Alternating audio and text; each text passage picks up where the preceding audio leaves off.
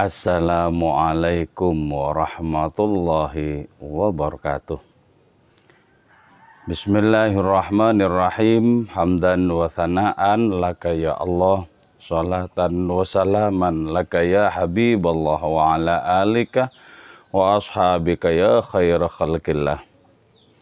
Laka ya Rasulullah wa li jami' man ittaba'adinaka ya Habiballah, haqiqatan min ladun Adam ila yaumil qiyamah. Wa nakhusu khususan minhum ila hadrat Syekh Muhyiddin Ibn Arabi qaddasallahu sirrahu radhiyallahu lana wa lahumul Fatihah. A'udzu billahi minasyaitonir rajim. Bismillahirrahmanirrahim. Alhamdulillahi rabbil alamin arrahmanir rahim maliki yaumiddin. Iyyaka na'budu wa iyyaka nasta'in ihdinas siratal mustaqim. Shiratal ladzina an'amta 'alaihim ghairil maghdubi 'alaihim waladdallin. Amin. Litaqarrubina ila Allah ta'ala li mahabbatina ila Rasulillah sallallahu alaihi wasallam li salamatina fid dini wad dunya wal akhirah. Liqadai duyunina liqadai hajatina min hawaijid dunya wal akhirah. Litaysiri arzaqina halalan thayyiban mubarakan katsiran wasa'ah li sihhati jasadina wa qulubina li syamradina zahiran wa batina.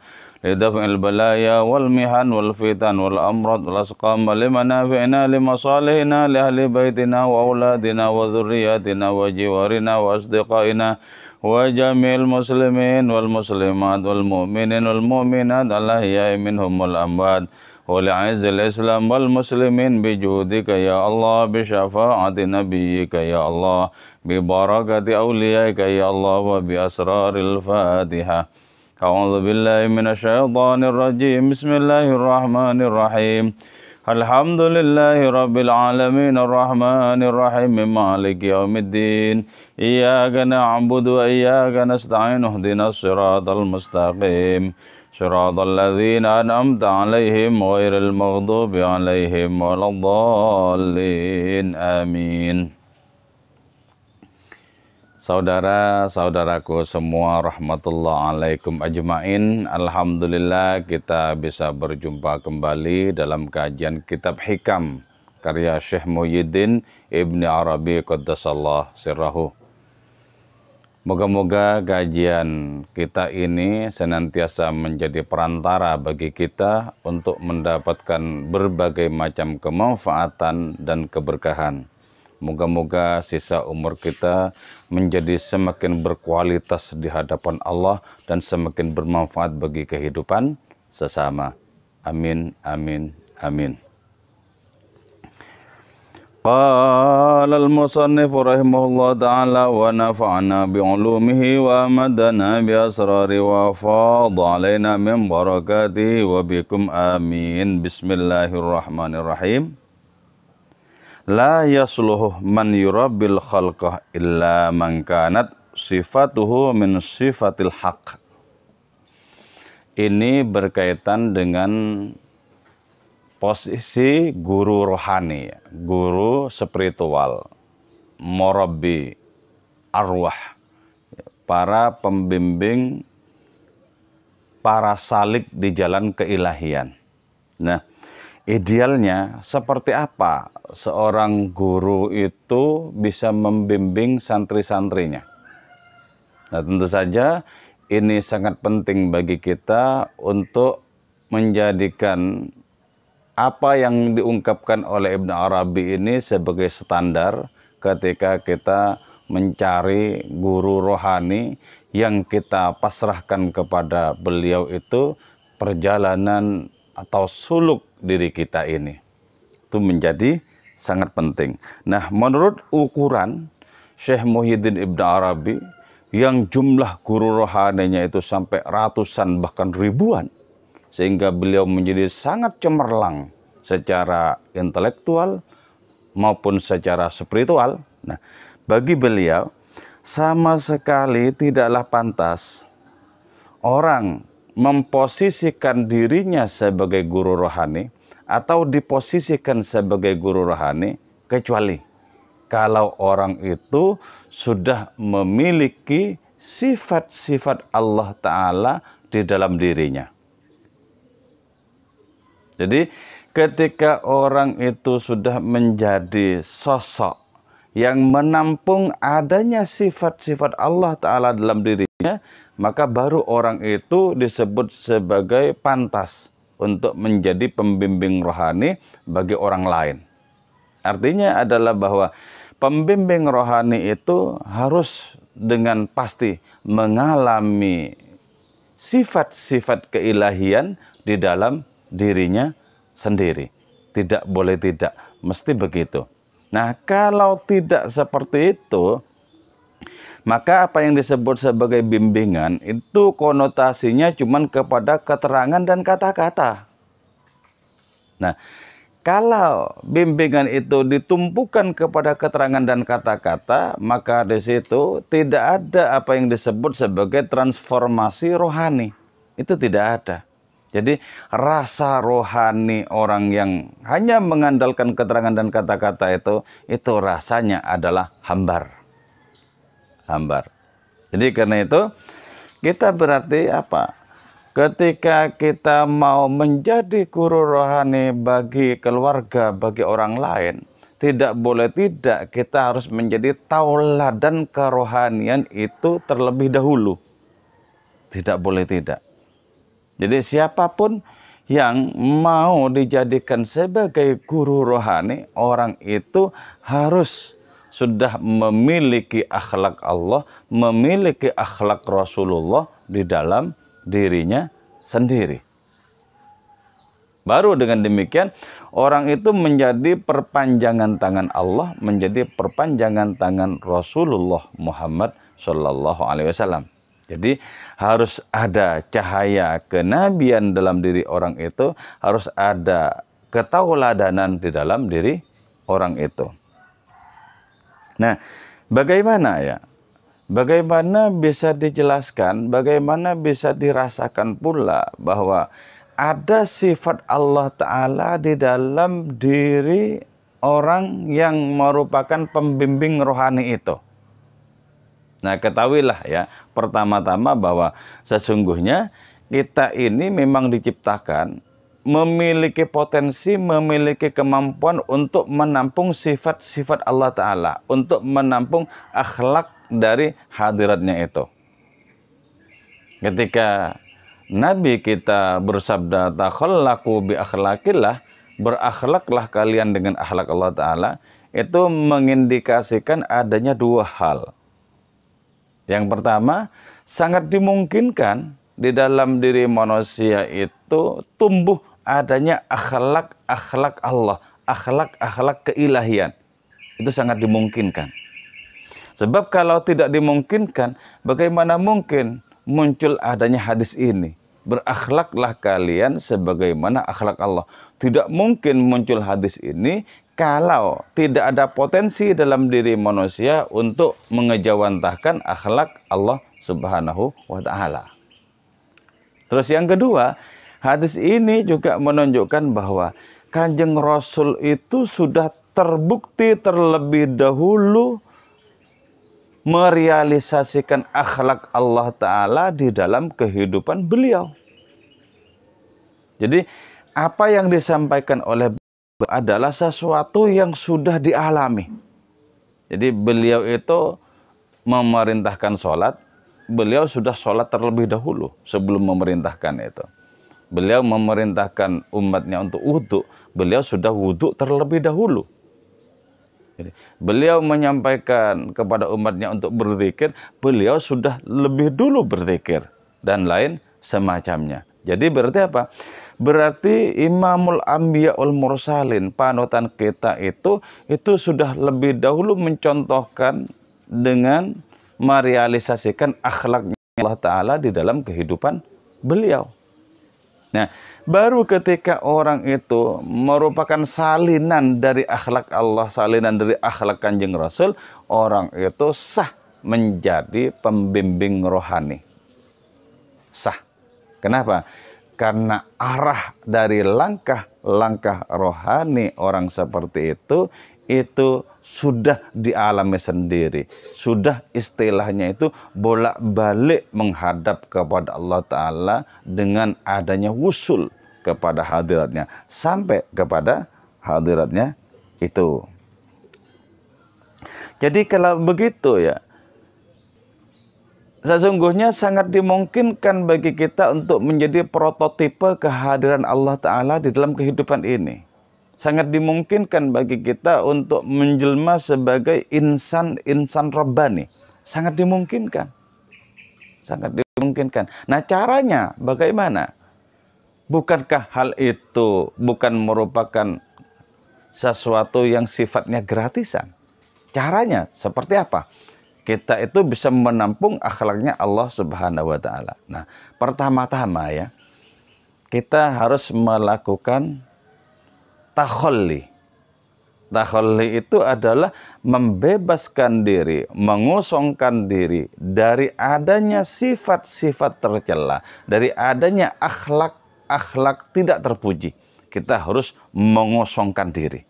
Jadi karena tidak otomatis bahwa diri kita itu adalah suci, diri kita itu adalah bersih, maka kita harus menempuh riyadhah, latihan-latihan rohani untuk membebaskan diri dari cengkraman akhlak yang tercela. Harus dibebaskan. Nah, tentu saja dengan cara apa? Dengan cara kita memenangkan pertarungan terhadap nafsu diri kita sendiri. Jadi di dalam diri kita ada potensi destruktif, destruksi dalam diri kita itu sangat nyata, terutama diperankan oleh nafsu diri kita. Ini, itu harus kita tekuk itu, bukan dengan cara diberangus atau dibunuh, tidak, tapi dengan cara dikalahkan untuk kemudian menjadi tunggangan kita di dalam melaksanakan kebaikan demi kebaikan. Jadi dalam hidup ini janganlah kita berpihak kepada nafsu amarah dengan cara senantiasa memberikan makanan nafsu amarah itu. Apa makanan nafsu amarah? Setiap keburukan, setiap kelalaian itu adalah makanan nafsu amarah. Jangan dikasih makan. Biar apa? Biar lemes, biar tidak berdaya, biar bisa kita taklukkan, bisa kita tundukkan. Berarti dengan demikian, yang perlu kita kasih makan itu adalah ruh kita. Ruh kita harus kita kasih makan berupa kebaikan demi kebaikan, ketulusan demi ketulusan, kesetiaan demi kesetiaan kepada Allah, kepada Rasulnya. Kasih makan ruh kita itu. Nanti ketika sudah sering dikasih makan akan menjadi kuat. Ketika menjadi kuat, saatnya kemudian kita menekuk, menundukkan nafsu amarah diri kita. Jadi takhalli itu adalah membebaskan diri dari cengkraman akhlak tak terpuji di dalam kehidupan diri kita. Nah, ketika kita sudah rampung ya, memenangkan pertarungan dengan nafsu amarah, dengan nafsu yang buruk itu, maka di saat itulah hati kita, jiwa kita steril dari adanya hipnotis keburukan nafsu itu. Steril.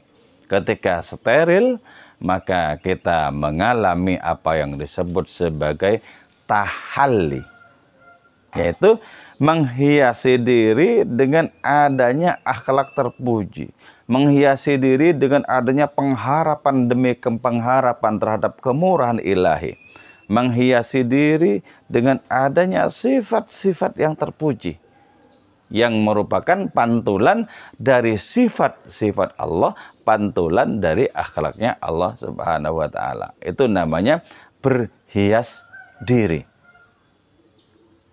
Berhias diri. Nah, karena takhalli itu bukan merupakan sesuatu yang mudah dan bisa menempuh waktu yang sangat lama untuk sukses melakukan takhalli atau pengosongan diri dari segala yang tak terpuji itu, maka demikian pula juga adanya tahalli ini menunggu terrealisasikannya takhalli secara sukses.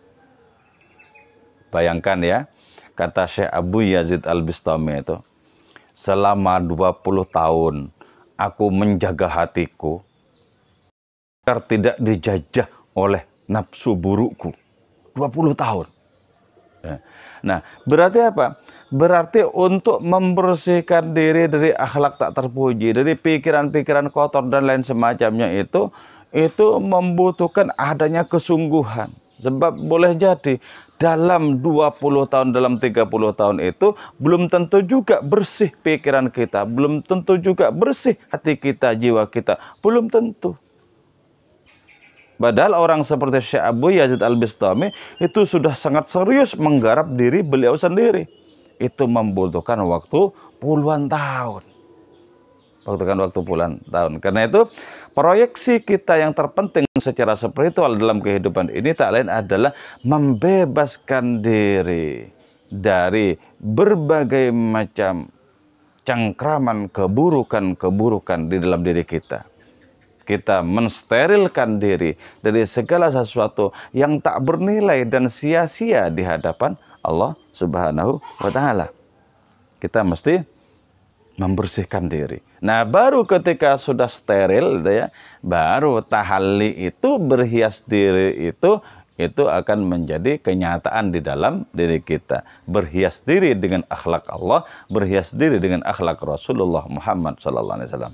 Karena itu ya, kita mesti hati-hati. Kita mesti mewaspadai istighfar kita. Harus diwaspadai. Kenapa? Karena belum tentu sungguh-sungguh, belum tentu tulus istighfar kita itu. Sebab itu kemudian Rabi'ah Adawiyah menyatakan, ya Allah, hamba mohon ampun kepadamu dari ketidaktulusan di dalam beristighfar, dalam mohon ampun kepadamu. Jadi istighfar saja itu bisa bolong-bolong. Istighfar saja bisa diserimpung oleh penyakit-penyakit hati. Itulah sebabnya butuh kesungguhan, butuh ketulusan, butuh usaha habis-habisan secara spiritual agar kita bisa terkosongkan diri kita dari berbagai macam hal yang tak bermakna dan sia-sia di hadapan hadiratnya itu. Baru setelah itu tahalli. Setelah itu bisa menghias diri. Setelah itu bunga-bunga rohani akan tumbuh dengan subur, menyebarkan keindahan dan wewangian di dalam kehidupan baru. Nah, ketika tahalli itu makin hari makin sempurna, berhias diri dengan akhlak terpuji dari Allah dan Rasulnya itu semakin hari makin sempurna, makin sempurna, nanti akan tiba waktunya kita berada di maqam tertinggi. Apa itu? Tajalli. Apa itu tajalli? Yaitu Allah Ta'ala mengejawantahkan diri, memproklamirkan kehadirannya secara hakiki di dalam perilaku kita, di dalam kehidupan diri kita. Terus, apa Allah Ta'ala bersemayam dalam diri?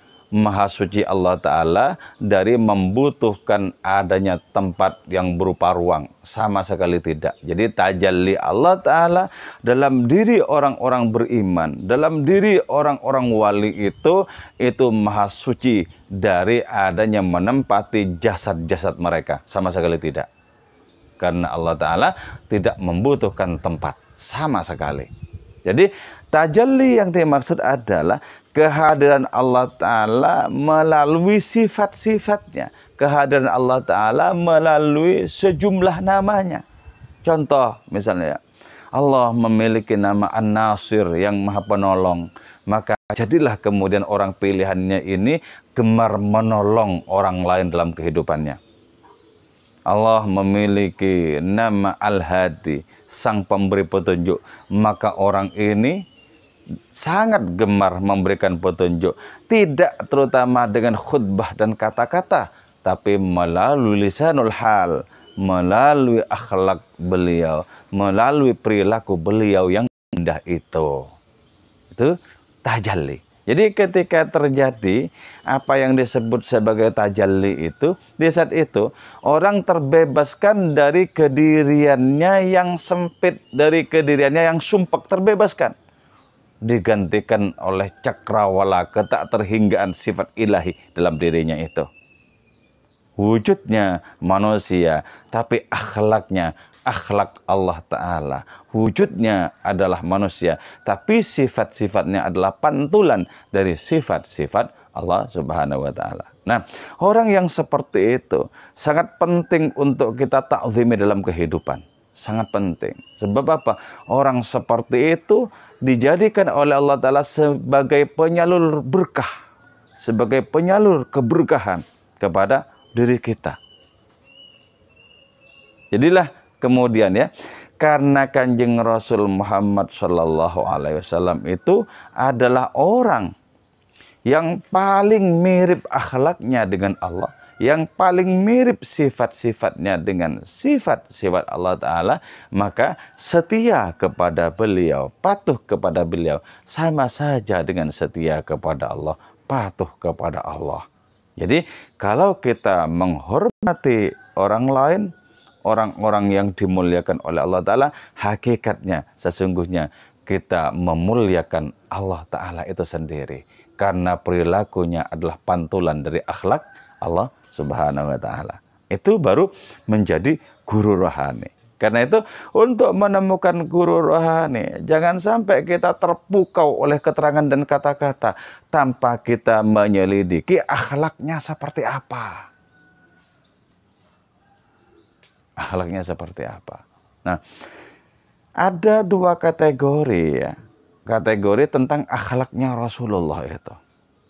Yang pertama adalah bahwa kepada Allah dalam peribadatan, beliau adalah orang yang paling bersungguh-sungguh. Beliau adalah orang yang paling tulus. Beliau adalah orang yang paling jatuh cinta kepada hadiratnya itu. Terus yang kedua adalah bahwa kepada seluruh makhluk, beliau adalah orang yang paling berbelas kasih. Nah, ketika kita menemukan ya dua macam akhlak, dua kategori akhlak dalam diri seseorang, pastikan dia sangat pantas untuk menjadi guru kita.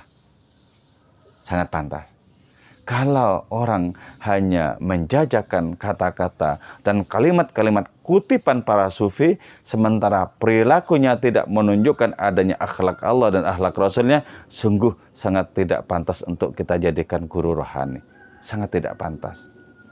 Jadi di zaman seperti sekarang ini, yang sangat kita butuhkan adalah guru rohani yang merupakan pantulan dari kehadiran Rasulullah Muhammad SAW.